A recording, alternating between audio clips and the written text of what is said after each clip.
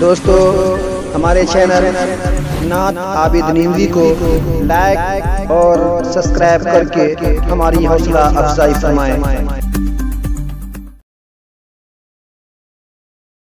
حکیم الامت حضرت مولانا اشرف علی تھانوی رحمت اللہ علیہ کے دربار میں ایک مرید آئے۔ حضرت نے پوچھا کہ تم ناشتہ کر کے آئے ہو؟ تو حضرت کے مرید نے کہا حضرت ناشتہ کر کے آئے ہوں۔ پھر حضرت نے کہا کیا کیا ناشتے میں؟ تو ان کے مرید نے کہا حضرت حلوہ پراٹھا کھا کے آیا ہوں، صبح چائے پی کے آیا ہوں۔ حضرت نے کہا اچھی بات ہے، یہ تو تم نے جسم کا ناشتہ کیا، لیکن بتاؤ اپنی روح کو ناشتہ کرایا؟ آپ تھک تو نہیں جا رہے ہو؟ تھک تو نہیں رہے ہو؟ پورا مجمع ہاتھ اٹھا کے بتاؤ انشاءاللہ۔ ابھی چترویدی صاحب کو بھی سننا ہے، میں انشاءاللہ اپنی بات ختم کر رہا ہوں، بالکل نہیں، آپ کان کھول کے سنو۔ میں تو کہتا ہوں فجر تک پروگرام چلنا چاہیے، یہ بیچ میں پروگرام ختم ہونا یقین جانو آپ کی فجر کی نماز گول ہو جاتی ہے، اور اس کے ذمہ دار ہم بھی ہوتے ہیں، آپ بھی ہوتے ہو۔ جلسہ کرانے والوں کی بھی ٹھوکائی ہوگی، اتنی ٹھوکائی ہوگی وہ بچ نہیں پائیں گے، اور یہ جلسے میں دہاڑنے والے مقرر ان کی بھی کھڑیاں کھڑی ہوگی۔ ہم پیغام دے کے چلے جاتے ہیں، ہم بھی سو جاتے ہیں، آپ بھی سو جاتے ہیں، پھر کچھ لوگ فیس بک میں لکھتے ہیں کہ آئی دیکھو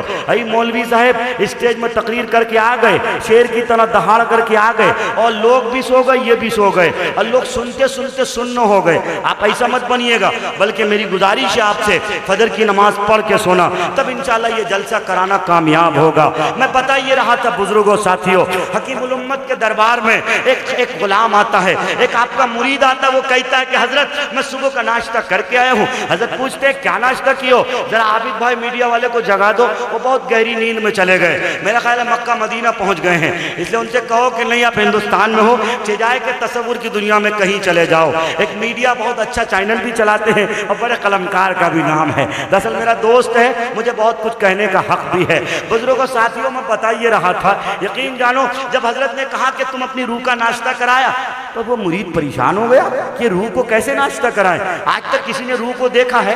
کوئی مائیکل ال دیکھا ہے؟ کوئی نہیں دیکھا۔ تو ان کے مرید نے کہا دیکھو اللہ والے دل کی بات کرتے ہیں، اللہ والے دیکھو ہمارے نفس کو بھانپتے ہوئے، ہمارے نفس کو ٹٹولتے ہوئے دل پہ ہاتھ رکھے دل کی بات کرتے ہیں اور دل کی دنیا بدلتے ہیں۔ حضرت نے کہا تم نے روح کو ناشتہ کرایا؟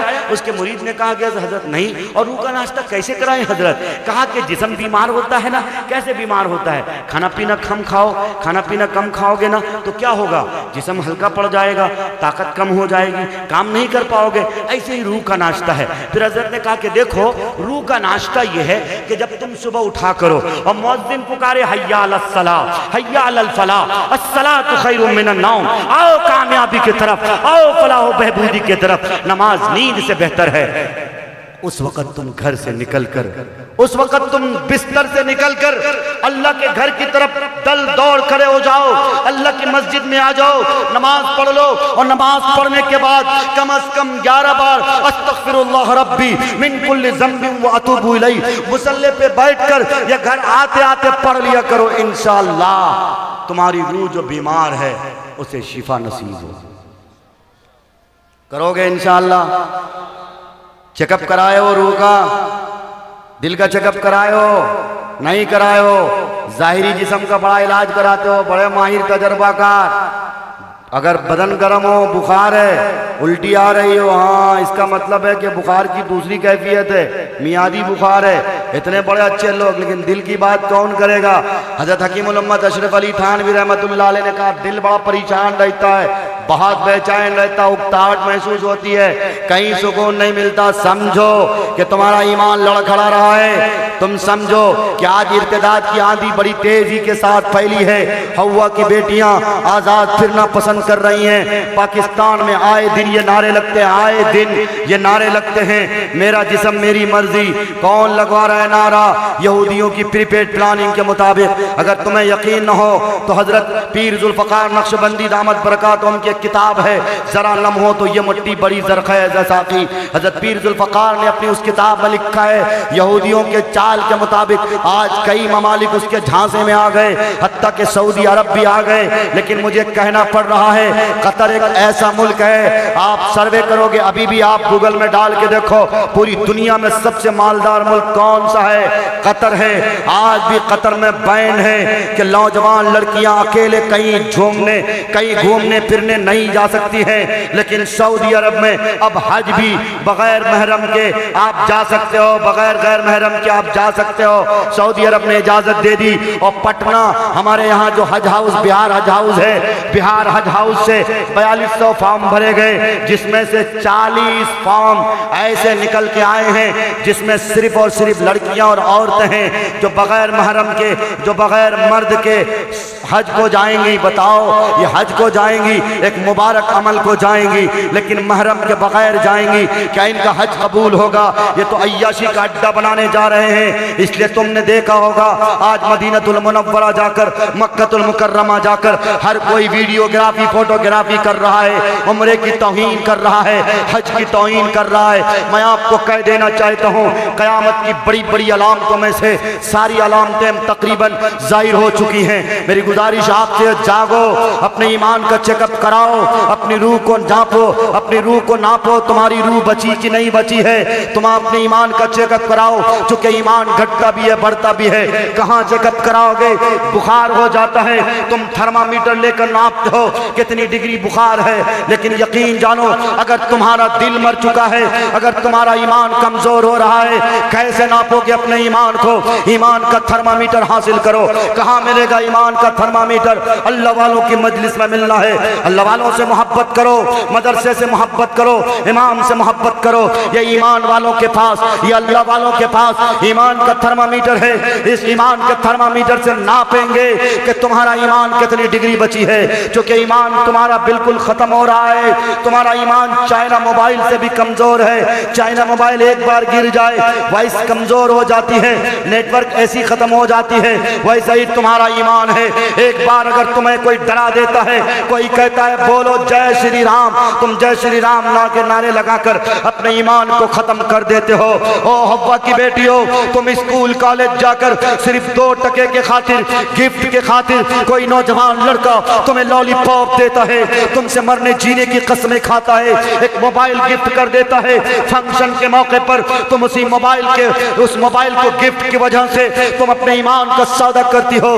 تمہیں نہیں معلوم یہ جو نوجوان لڑکا جو بھیڑیے کی شکل میں ہے، جو درندے کی شکل میں ہے، جو تم سے یہ کہتا نظر آتا ہے کہ تمہاری بغیر ہماری زندگی عذاب ہے، تمہارے بغیر ہم جی نہیں سکتے، اگر تم پرپوز کو ایکسپٹ نہیں کرو گے، میں نے جو I love you کہا ہے اس کے ایکسپٹ نہیں کرو گے، میں مر جاؤں گا، چھت سے فلانگ لگا لوں گا، میں یہ کر جاؤں گا، وہ کر جاؤں گا، تمہارے لیے آسمان سے ستارے توڑ لاؤں گا۔ یہ سارے دھکوسلے ہیں، یہ کوئی نہیں ہے، تمہاری عزت کا ڈاکو ہے۔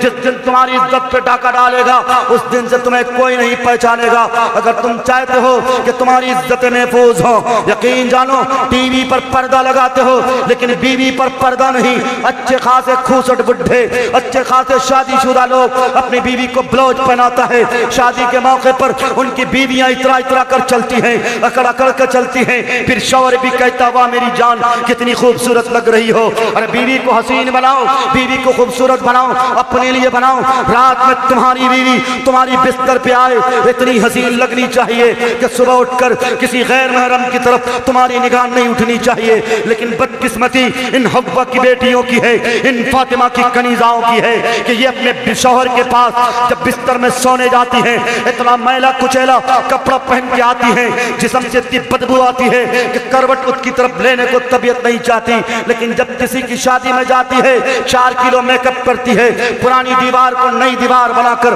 پیش کرتی ہے اور لوگوں کو کہتی ہے کہو نہ کتنی اچھی لگ رہی ہوں، میری سینڈل کیسی لگ رہی ہے، چوڑیوں کی جھنکار دکھاتی ہو۔ کیا سمجھتی ہو کہ جسم ہمیشہ رہنے والا ہے، یہ خوبصورتی ہمیشہ رہنے والی ہے؟ تم مر جاتے ہو تمہارا جسم مٹی میں مل جاتا۔ سارے لوگ منہا خلقناکم وفیہا نعیدکم ومنہا نخرجکم تارۃ اخری کہہ کر تمہیں مٹی میں ملا کے آ جاتا ہے، کہتا ہے تو مٹی کا تھا، تجھے مٹی میں ملا دیا گیا اور تمہیں مٹی سے اٹھایا جائے گا، ہم بھی مٹی میں ملائے جائیں گے۔ 40 دن بھی نہیں ہوتا ہے، 16 دن صرف ہوتا ہے۔